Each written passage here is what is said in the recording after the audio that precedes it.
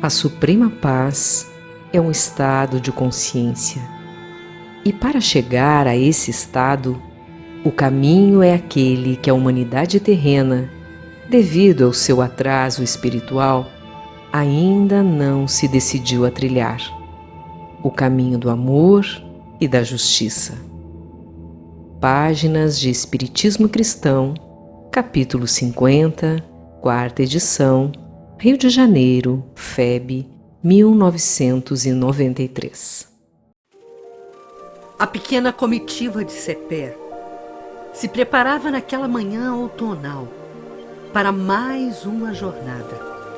Apenas Padre José e poucos guerreiros integrariam o grupo que iria até o sítio de refazimento. Cepé aproveitaria o ensejo para compreender os rumos que seriam dados à vida da comunidade das reduções e fortalecer o coração para as duras e sofridas lutas que chegavam.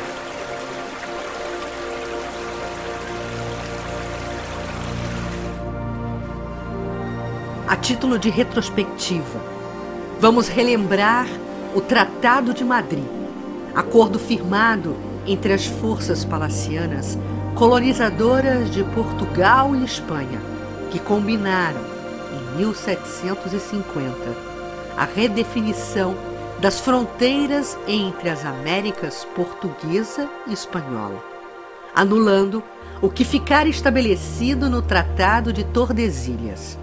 Portugal garantiria o controle da maior parte da bacia amazônica, enquanto que a Espanha passaria a controlar a maior parte da Baixa do Prata. Isso incluía a redução de São Miguel e o território dos 7 povos das Missões no sul do Brasil.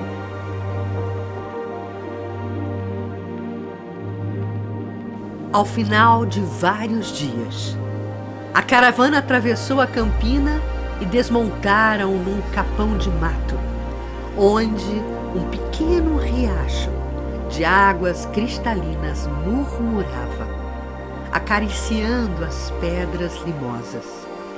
O refrigério dos animais e homens foi recolhido com gratidão ao oásis encontrado.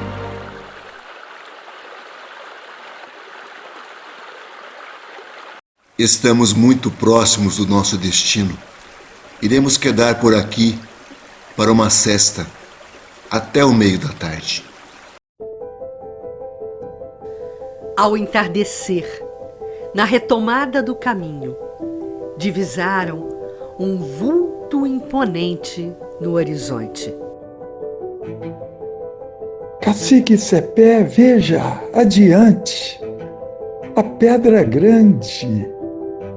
É a gigantesca montanha de pedra cinzenta, recoberta pela vegetação. Estamos muito próximos. Tens razão, guerreiro Calci. A visão da pedra já me causa um influxo vigoroso. Sinto partirem dela ondas de força e pacificação. Os jinetes desmontaram e ergueram acampamento. A comitiva permaneceria ali por alguns dias, nas proximidades da Pedra Grande. Cepé iria ao retiro demorado, aos desertos, para uma comunhão mais perto com o Pai. Era tempo de meditação.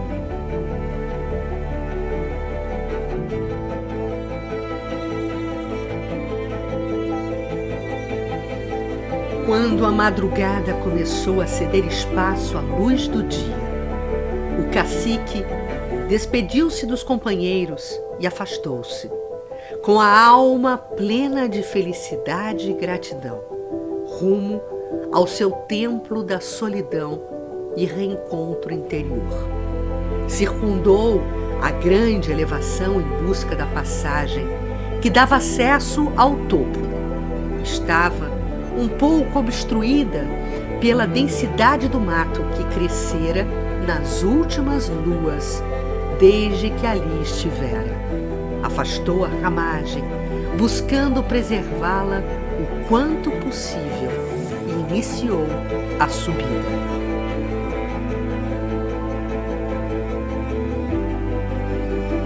Os lagartos, as cobras e os animais silvestres deslizavam afastando-se do caminho, abrindo passagem ao estranho que penetrava o seu habitat. A mente de Sepé estava ativada nesse momento para envolver as criaturas inferiores à sua volta em atmosfera de confiança, a fim de que não se sentissem atacadas e se mantivessem pacíficas, dado o seu instinto de conservação. Finalmente cheguei ao interior da caverna. Reconheci os utensílios deixados ali por ocasião do meu último retiro. Retirei das dobras do alforge o Evangelho de Jesus. De tempos em tempos buscava o local. Precisava da energia ali colhida para perseverar na oportunidade bendita que me fora confiada. Em muitos instantes, o temor e o ódio, a incerteza e o imediatismo que afloravam nas almas ainda infantis, que gravitavam ao meu redor e na minha própria alma, eram para mim um tormento. Eu já sabia do desfecho que se encaminhava para tudo aquilo e não podia confidenciar a ninguém, nem mesmo a Pai José. A história não oficial, aquela que lemos a partir dos refolhos da alma, evidenciando a dinâmica espiritual, aponta que o objetivo existencial de cada membro daquele povo, a quem Sepé aprendera a amar profundamente, era todo de natureza espiritual, mas as necessidades materiais, aliadas às requisições de uma terra ainda indomável, a exploração empreendida por uma grei perversa, não raro, o convocavam a esboçar reações e ações que poderiam, mais uma vez, lançar a todos nos abismos da falência e da deserção das fileiras do Cristo.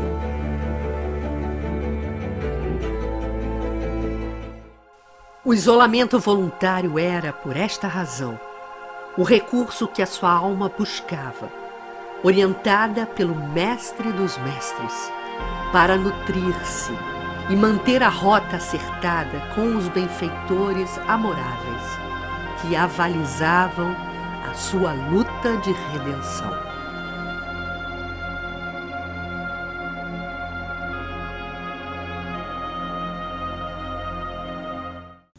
O crepitar da fogueira acesa na caverna produzia um compasso que me induzia ao relaxamento dos sentidos. Olhava fixamente para as chamas, entrando aos poucos em estado de transe, que me remetia a outros tempos e lugares.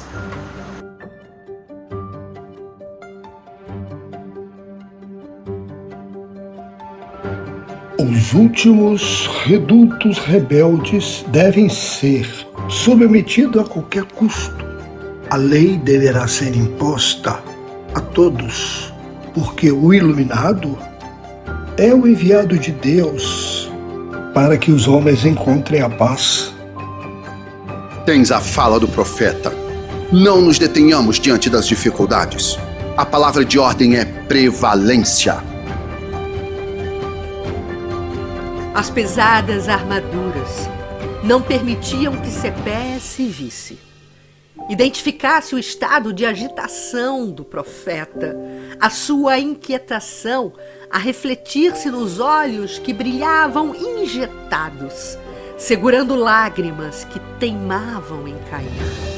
No âmago do ser, ele sabia haver tomado um caminho sem volta, para o qual arrastara milhares de seres fanatizados pelas ideias, cuja essência era legítima, mas que colocara a serviço da sua vaidade e que até poderia produzir frutos passageiros, mas nunca perenes, na construção da paz.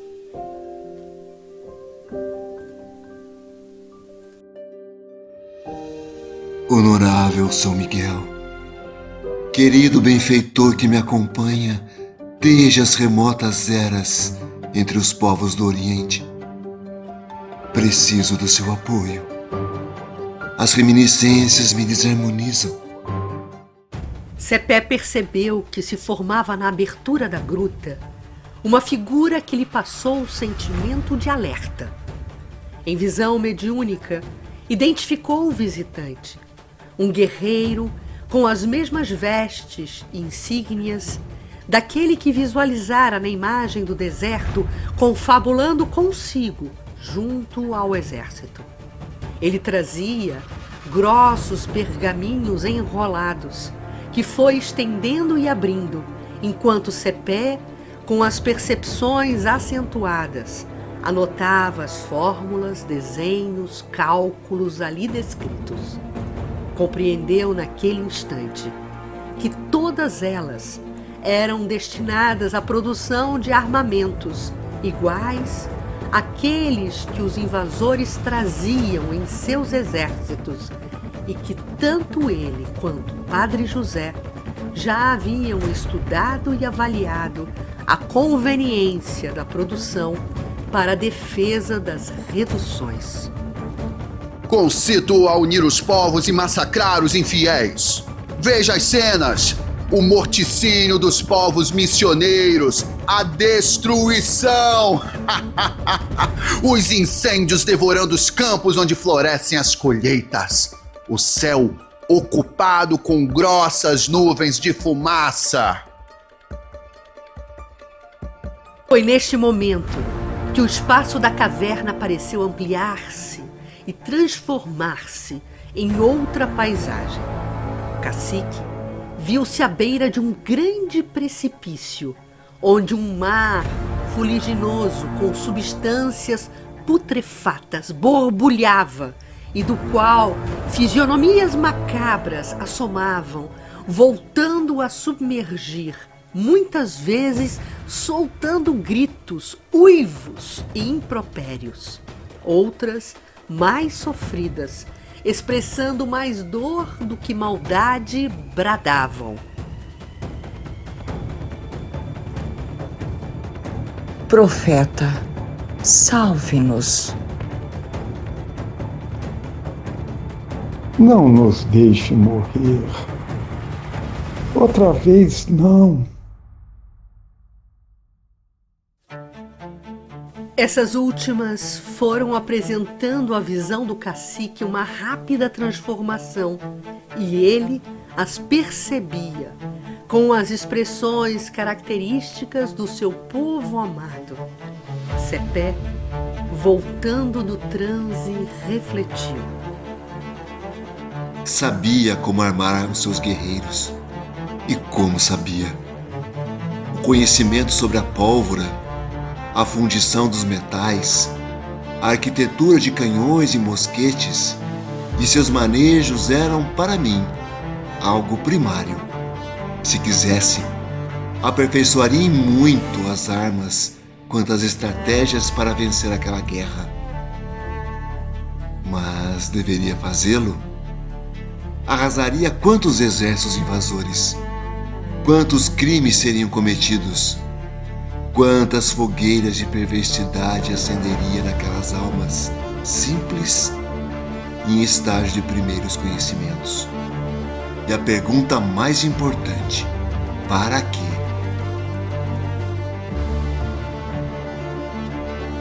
A paz não se conquista com a guerra, nem com o sentimento de seitas, de partidos, nem com a manutenção do ódio entre os povos. Tomei uma vez esse caminho enganoso, que séculos depois ainda produz tormentos e explode em lutas fratricidas nas terras do velho mundo. A paz que submete vencedores é uma miragem. Produz tão somente tréguas, onde a humilhação fermenta e volta com mais ímpeto com o passar dos erros.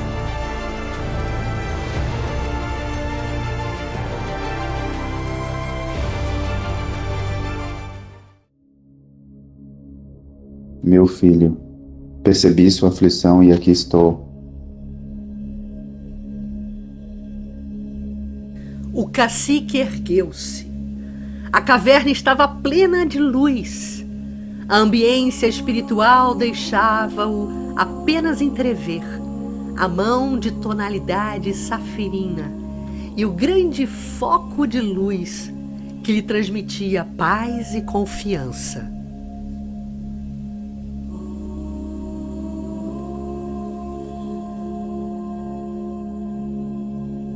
Lembra-te dele, conhecia a verdade. Tinha pleno poder para submeter reis e potentados da terra, mas para ser a fonte da paz definitiva para os homens, marchou, humildemente, para o sacrifício. Somente os mansos herdarão a terra. Não desdenhes a cruz, porque nela, e apenas nela, brilharão os valores que os homens um dia hão de consagrar no seu reino verdadeiro. Na manhã seguinte, Cepé ergueu-se do catre improvisado sobre a pedra da caverna. Encaminhou-se para o grande platô, contemplando a vastidão das campinas que se estendiam a perder de vista. Uma lágrima furtiva escorreu-lhe pela face viril. A decisão assumia contornos definitivos no seu coração fiel e valente. Precisava garantir a sua liberdade para cuidar daquela árvore que lutava para crescer no solo dos corações humanos. A árvore do Evangelho, ainda emaranhada por muitos inchos da ignorância, com tantas sementes depositadas em terra pedregosa, à mercê da rapinagem do egoísmo, com a sua floração ameaçada pelas fogueiras do orgulho. Necessitava que os seus jardineiros entregassem a vida para que um dia ela pudesse abrigar a humanidade inteira. Não me deixarei, não dessa vez, aprisionar nas redes os valores transitórios e dos impulsos malsãos. É preciso conter essa inclinação e não ressuscitar o homem velho e belicoso. Não. O Senhor do Universo, seja qual for o nome pelo qual o conhecem e o buscam, Tupã, Deus, Alá, é o grande Pai de todos. E o seu estandarte é a paz. Por isso, ele não mataria irmãos. Assim, Cepé sedimentava a compreensão de sua missão na Terra, com o auxílio das almas que compunham a sua equipe de trabalho na esfera espiritual, e para isso reunia forças, temendo pelo comparecimento do homem velho, que muitas vezes convocava-o ao procedimento de antanho, quando os interesses materiais gritaram mais alto, seduzindo-o e enevoando-lhe a visão. As reminiscências da queda provocavam-lhe uma algema, ferreteando-lhe o peito, e as lágrimas começaram a rolar, quais filetes de luz, pela face contrita, a revelar a preocupação ante os dias decisivos que se aproximavam. Foi nesse paroxismo de sentimentos que identificou a aproximação dele. Reconheceu-o pelas roupas que mesclavam na púrpura e no ouro as insígnias do alto prelado. A entidade pareceu sair das paredes enegrecidas e limosas do fundo da escavação granítica. Ora, destacava-se, ora, fundia-se com o paredão rochoso. Os olhos do espírito brilhavam de forma perversa e sua voz, em tom muito grave e retumbante, se fez ouvir no silêncio da caverna. Guerreiro, abandone essa postura de mártir. Não se trata de martírio, mas do cumprimento do dever para com o Senhor que tudo vê e governa. Somos senhores também. Sim, senhores das nossas vidas. E a minha, quero entregá-la àquele que é a nossa destinação. Vais matar toda essa gente que te segue? Isso é o que o teu Senhor te pede? E tu, o que me pedes? Ah, começamos a nos entender. Muitas riquezas te aguardam. Recebe o teu tributo, que El Rei enviará, e multiplica o teu reino para o outro lado do rio. É simples. Sabes que há riquezas maiores que não foram descobertas, para onde quer enviar teu povo. Tira dos invasores tudo o que te ofertam, e com isso ficará por lá por algum tempo. Tu e teu povo, e voltarás mais forte para dizimar os teus inimigos e retomar tudo.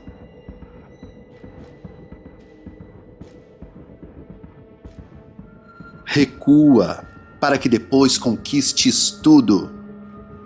Não estou aqui para erguer reinos na terra, meu irmão. Como não?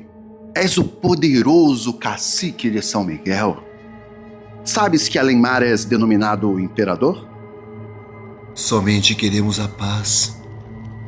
Não nos deixaremos comprar por nenhuma riqueza. Essa guerra não cessará enquanto os corações dos homens não conseguirem abrigar as armas da fraternidade. O emissário das trevas retorcia-se espumando, deixando escorrer uma saliva escura que começava a empastar o chão, quando foi sugado por um túnel que se abrira para uma dimensão extrafísica. Na gruta, ficou apenas o odor nauseabundo daquela presença, mas logo foi se dissipando sob os eflúvios da oração que Sepé proferia.